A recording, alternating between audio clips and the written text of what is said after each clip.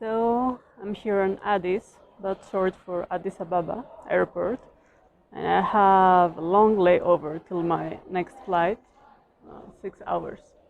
So I decided to make a video about my top 5 favorite experiences in Uganda after a month there.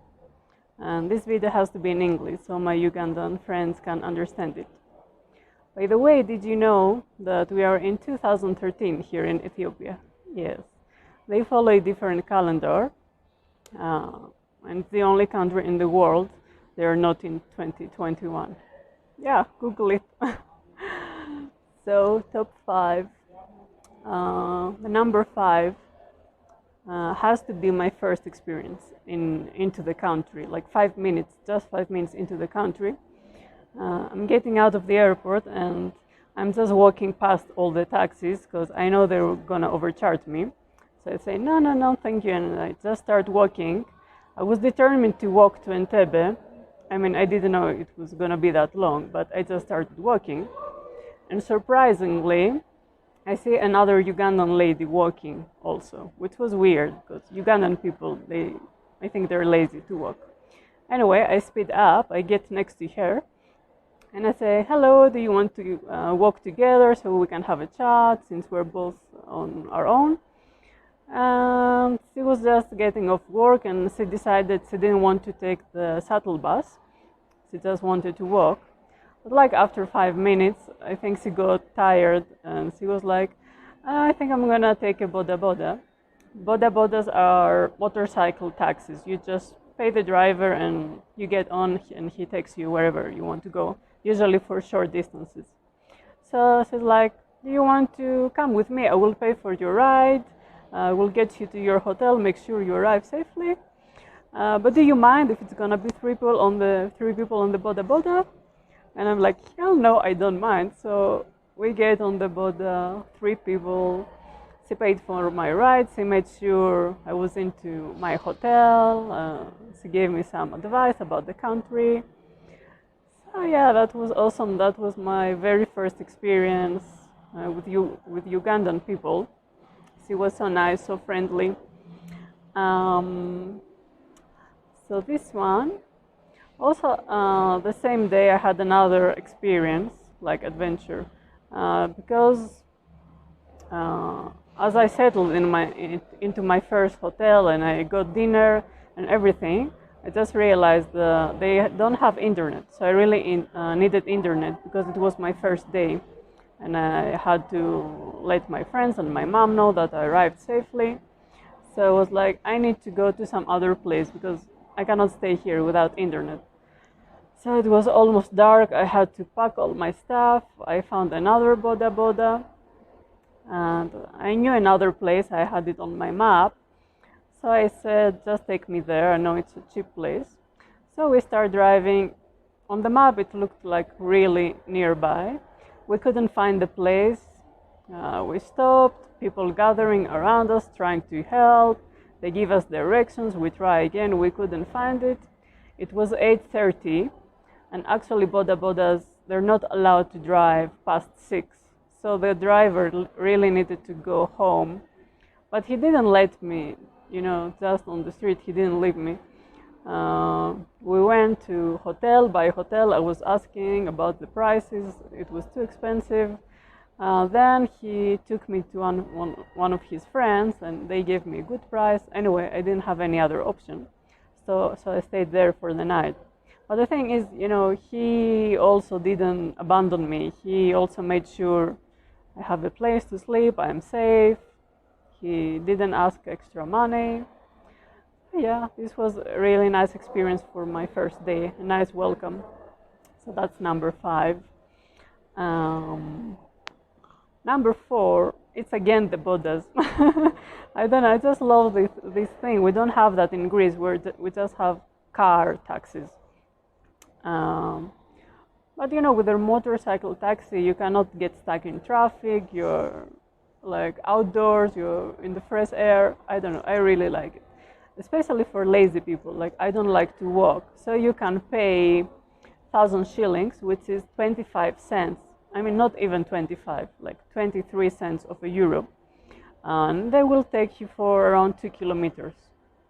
So imagine you pay 23 cents and you don't get to walk for half an hour. I mean, that's awesome. Even for longer distances, like the longer I did was 15 kilometers, and that was 5,000 shillings, which is, yeah, a little bit more than €1. I mean, that's good. And when it rains, they even have an umbrella. I love it. Anyway, number 3 is in Lake Mburo. It was raining almost for half a day, but somehow with my driver we decided to, get out of the hotel and go somewhere. So on the way back, we got stuck in the mud, even with a 4x4 vehicle, and he was a really good driver. So we got stuck, and immediately people come to see what's going on, and they immediately call some other people. They come with shovels, they start digging. I mean, we couldn't do it without them. I think it was like 10 people gathered there and start digging under the car to unblock the diff. I still don't know what diff is. I will Google it when I go home. What else? We put something under the wheels. What else did they do?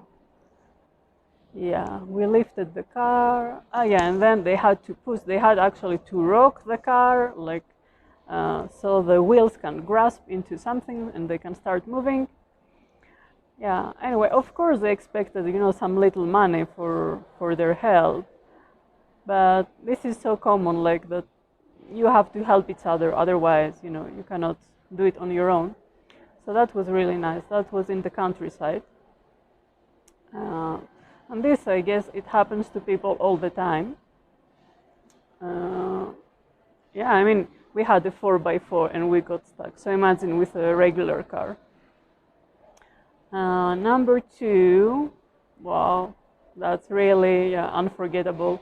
It was in Queen Elizabeth National Park.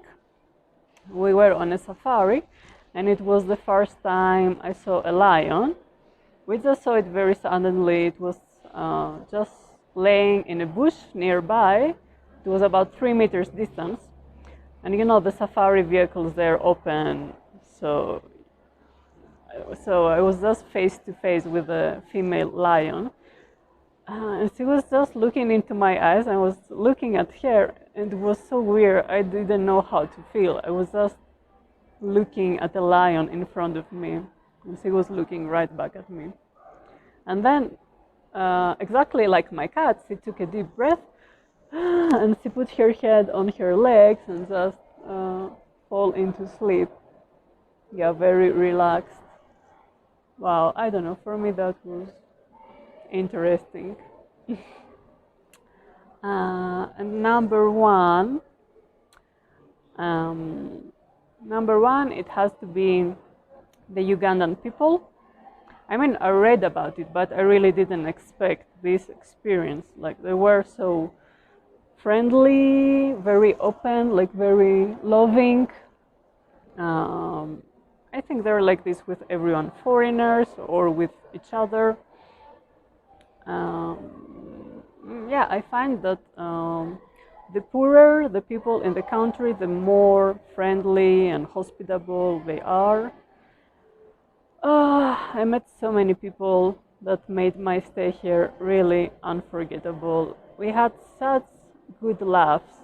I think I've never laughed so much in another country during my travels, and I've been to many countries. We had hugs. Yes, fuck Corona. We had like big hugs, warm hugs, because hugs are nice. Even the people like I met for the first time, we just hugged. Yeah, the first lady, Brenda, the lady working in my hotel, she took me, her brother took me to their house in the village. It was just a room, a bed in there, and some cabinets. That was it. And it was very dark. No chairs, no tables, no running water, no toilet. I have no idea where they go to use the toilet. She had twins. All the kids gathered around. I had my camera. I gave a camera to a kid, and he took photos of all the other kids. Uh, they didn't expect anything from me, not money or help. I mean, at the end, I gave her some money, but that was after like weeks later. Uh, and when I was saying goodbye to her, we were still in the hotel, and said, "Oh, I need some water. I should buy some." And she said, "No, I'm gonna buy this for you. This will be my gift to you." And the water costed 2,000 shillings, like 50 cents. And her salary is 100,000 shillings. So it's like she gave me 2% of her monthly salary. So yes, for her it's a lot of money, 2,000. But still she wanted to, that's what she could give me. And she was like, "I will pay for your water. This is my gift to you." And at that moment, tears started flowing. Like I didn't have any time to think. I just started crying, and I was like, "Wow, thank you. You want to give me something. You have nothing, and still you want to give me something." Even now I'm thinking about it. Yes, so that was Brenda, and then there was Grace. Wow, we just met in the bus for 5 minutes, not even 5 minutes, maybe 3 minutes. She asked for my WhatsApp. I had the local number. And then we started talking. She wasn't living nearby, but the next day she sends me a message, and she tells me, "I would like to invite you to my house. You would be so welcome. Please let me know what is your favorite thing to eat. I will prepare for you." And I'm like, "Wow, yes, I want to come to your house, of course. I want to see, I'm curious."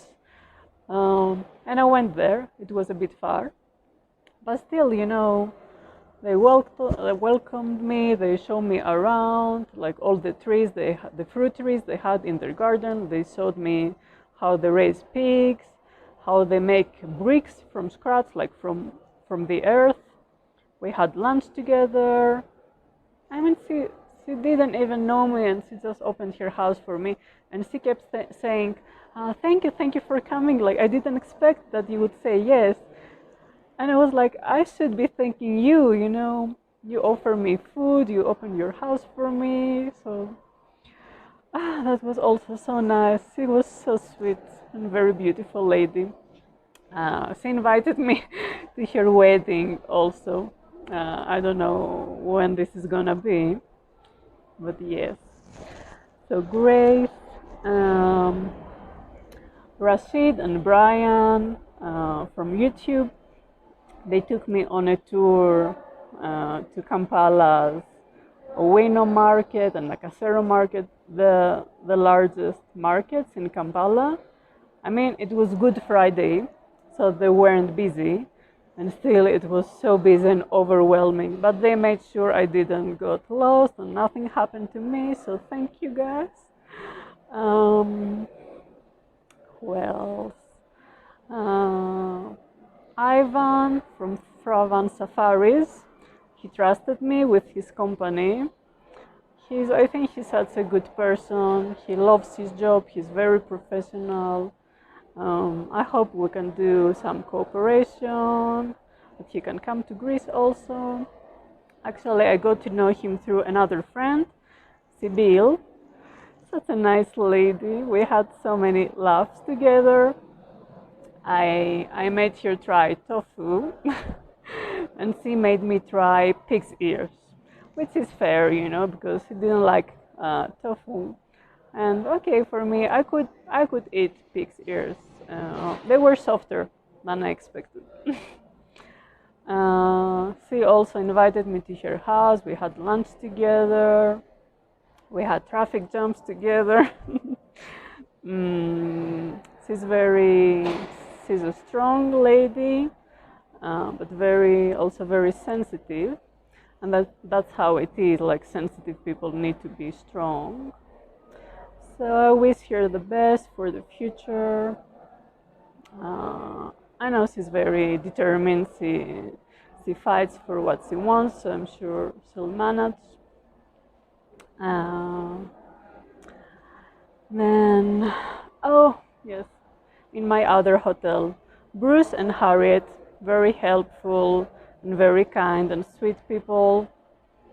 Bruce, he got my T-shirt with a scorpion that I didn't like anymore and some other clothes. Uh, and Harriet, I also gave away some things for her. We also went to a village and gave away little things for other women. Also, one day, I ordered some samosas and she, Ugandans, they eat a lot. So she was worried that it's not gonna be enough food for me. And she ordered a sausage, a little sausage for me, which she paid for me. I mean, she didn't have to do that. That was so nice. She was worried. Um, Nabs, Ara Nabs, such a strange name. Very, very smart girl. She's a YouTuber. She has her own channel with more than 6,000 followers. Wow. I have like 20. We went shopping together. It was like I had a little sister. We got along so well. We did some videos together. She took me to have my hair done, my braids. Thank you for this. Uh, yeah, she's also very strong and smart. And last but not least, Hamid, my driver and my guide during the safari trip. Well, what can I say? I felt comfortable with him like from the first second. And oh my god, we had so many laughs together. Such a great time. Like so many nice memories. He gave me his hiking shoes because my shoes were not good. He gave me his flask. We were always on the hunt for some nice coffee, which is not easy to find in Uganda. Uh, yeah, he was so like professional and knowledgeable and helpful. Yeah, he took care of me, always worrying about me. Yes, so the Ugandan people has to be number one because, I mean, if it wasn't for them, I think it would have been a very, I mean, not very, but like a so and so, like disappointing trip. I mean, of course, there's the wildlife and the animals and the scenery. It's something wonderful. But then Uganda is a poor country. There's nothing else. Like the food is a bit bland and always the same, not a lot of variety. They don't use spices because they're expensive. It's just food to fill your tummy so you don't feel hungry. So definitely you don't come to Uganda for the food. And there's traffic jams. It's hardcore. People trying to cheat you all the time, looking at you, muzungu muzungu, which means like, hey, white person. But when you get to know them one by one, they're amazing. They're so warm and friendly, and they will make you laugh. You should come to Uganda just for this. I cannot believe this still. Like I said, all my good memories are with the people.